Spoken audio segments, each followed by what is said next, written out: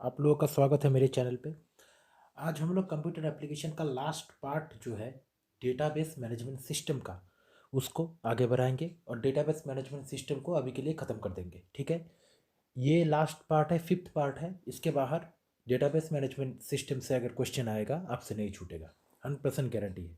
ठीक है, देखिए हम लोग यहाँ पे इंपॉर्टेंट कीज़ के बारे में डिस्कस करने वाले हैं। यहाँ से डायरेक्ट क्वेश्चन बनते हैं, ये बहुत ही इंपॉर्टेंट पार्ट है। सारे पार्ट्स इंपॉर्टेंट है, लेकिन यहाँ से क्वेश्चन आने की प्रोबेबिलिटी 99% बन जाता है।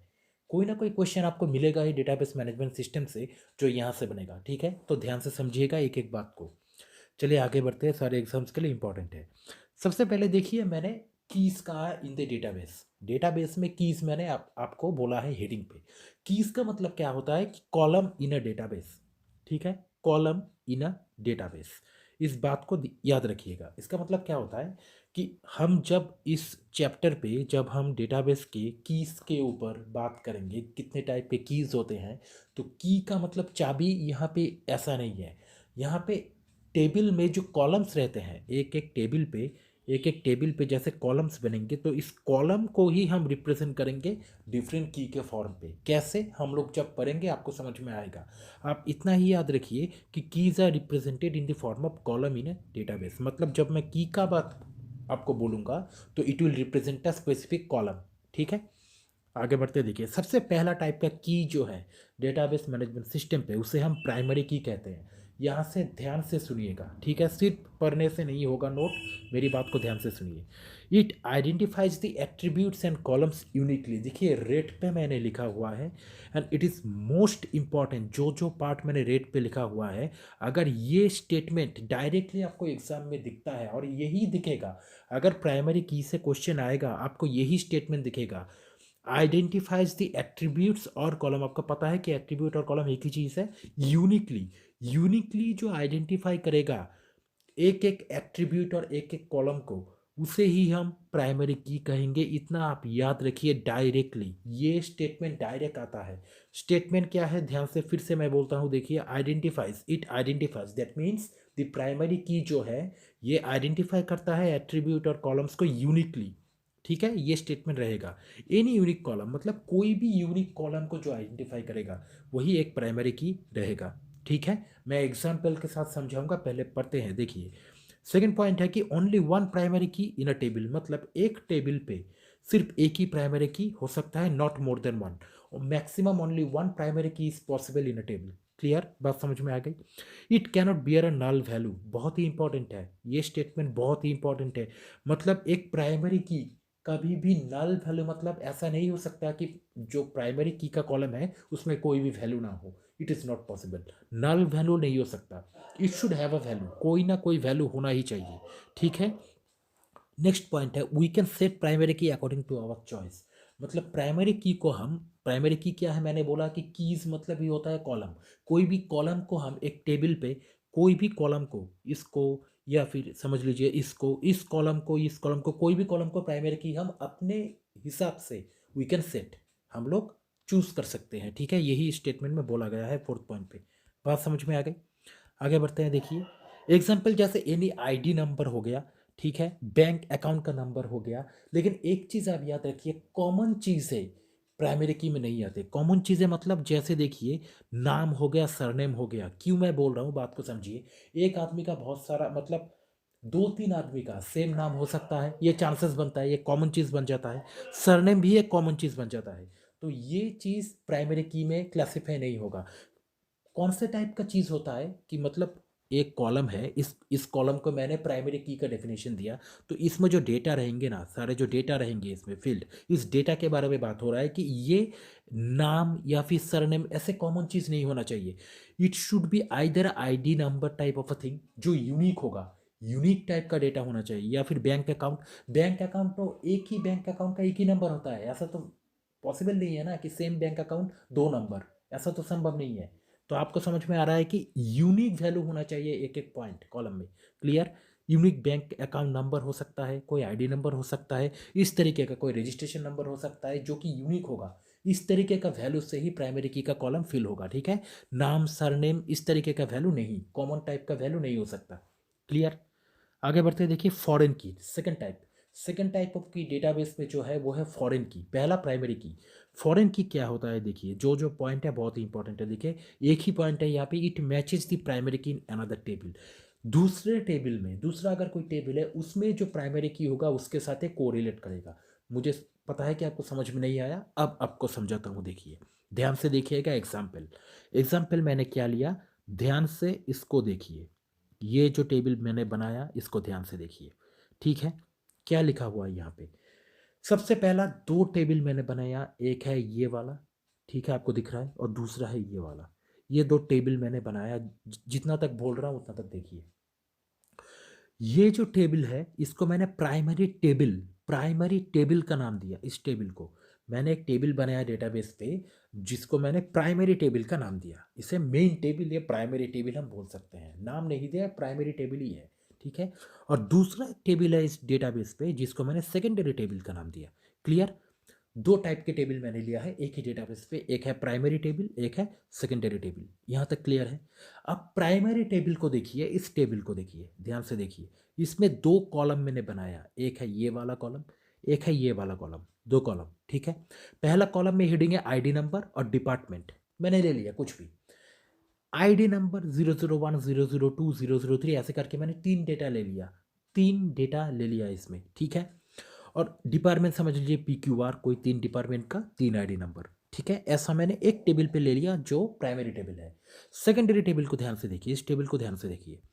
यहाँ पे भी मैंने तीन कॉलम लिया, एक दो तीन। पहला में नेम, दूसरा में आईडी और तीसरा में एड्रेस, ठीक है।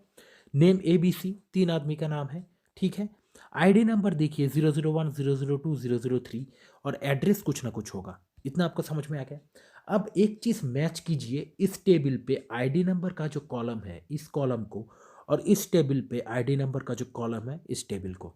दोनों सेपरेट टेबल है, ठीक है। लेकिन देखिए हम लोग दोनों टेबल को कोरिलेट कैसे करेंगे, इसके साथ इस टेबल के साथ इस टेबल को कोरिलेट कैसे करेंगे, इसको ध्यान से समझिए। आईडी नंबर के कॉलम को देखिए 001, 002, 003 यहाँ पे है। यहाँ पे तो और भी कोई चीज़ कॉमन नहीं है, ओनली 001, 002, 003।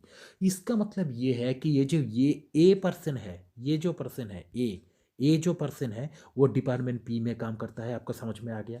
बी जो पर्सन है डिपार्टमेंट Q में काम करता है, सी जो है R में काम करता है। बात समझ में आ गई। कैसे कोरिलेट किया, प्राइमरी जो टेबल है उसका एक कॉलम मैंने ले लिया। ये जो कॉलम जो मैं अभी मार्क कर रहा हूं ये है प्राइमरी की, इस टेबल का, प्राइमरी टेबल का प्राइमरी की। बात समझ में आ गई। क्योंकि ये प्राइमरी टेबल है, मेन टेबल है, तो इसका आईडी कॉलम को मैंने अपने हिसाब से प्राइमरी की सेट किया। जब इसको प्राइमरी की सेट किया तो फॉरेन की के साथ इसका क्या कनेक्शन है कि दूसरा जो टेबल ये वाला टेबल है, ये वाला जो टेबल है सेकेंडरी टेबल मैंने जिसको सिलेक्ट किया, उसके एक कॉलम पे मैंने वही आईडी नंबर का कॉलम लगा दिया दोनों टेबल को कलेक्ट करने के लिए। बात समझ में आ गई। थ्रू दिस आईडी नंबर ये टेबल, ये वाला टेबल, सेकेंडरी और प्राइमरी टेबल एक दूसरे से कनेक्ट हो गए। इसीलिए ये जो आईडी नंबर है, कॉलम है सेकेंडरी टेबल पे, ये बन गया फॉरेन की। बात समझ में आ गई। प्राइमरी टेबल में जो आईडी नंबर था वो था प्राइमरी की, प्राइमरी की।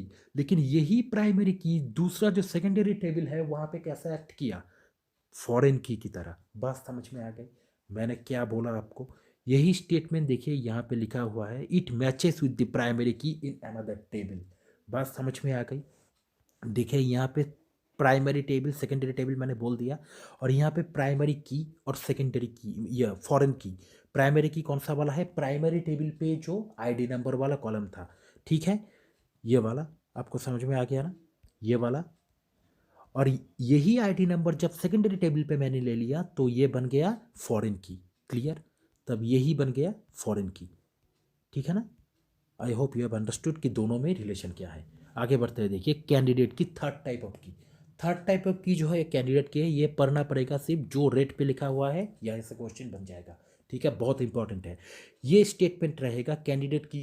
के ऊपर अगर क्वेश्चन आया तो मिनिमल सेट ऑफ एट्रीब्यूट्स या फिर column which uniquely identify each record, एक एक वर्ड को देखिए, minimal set of attribute which uniquely identify each record, अगर ये स्टेटमेंट आपको मिला जो मिनिमल सेट रहेगा of attribute it uniquely identifies each record, तब हो जाएगा ये कैंडिडेट की। ठीक है, एक एक रिकॉर्ड को मतलब पूरा डेटा को, ठीक है ना। फ्रॉम हेयर प्राइमरी की सिलेक्टेड, मतलब कैंडिडेट की से ही एक प्राइमरी की हम सिलेक्ट करते हैं। ठीक है, ये सिर्फ स्टेटमेंट के वाइज आप याद रखिए, दैट विल बी इनफ। ठीक है, मोर देन वन कैंडिडेट की is possible in one table, मतलब एक टेबल में एक से ज़्यादा कैंडिडेट की हो सकते हैं, लेकिन प्राइमरी की एक टेबल में एक ही होगा। बात समझ में आ गई। जैसे यहाँ पे इस एग्जाम्पल में और एक चीज़ मैं आपको बोल देता हूँ, इस टेबल में जैसे जो प्राइमरी टेबल था ये वाला टेबल, इस पे तो मैंने प्राइमरी की इसको बना दिया। अगर सेकेंडरी टेबल की बात करें तो आप इसमें भी कोई भी एक मतलब कॉलम को प्राइमरी की बना सकते हैं। ये आईडी वाला तो क्या बन गया, फॉरेन की बन गया। ठीक है, लेकिन इसमें समझ लीजिए आपने नेम को लिया तो इस नेम को आप प्राइमरी की बना सकते हैं आपके हिसाब से, क्योंकि आप खुद से सिलेक्ट कर सकते हैं। बात समझ में आ गई।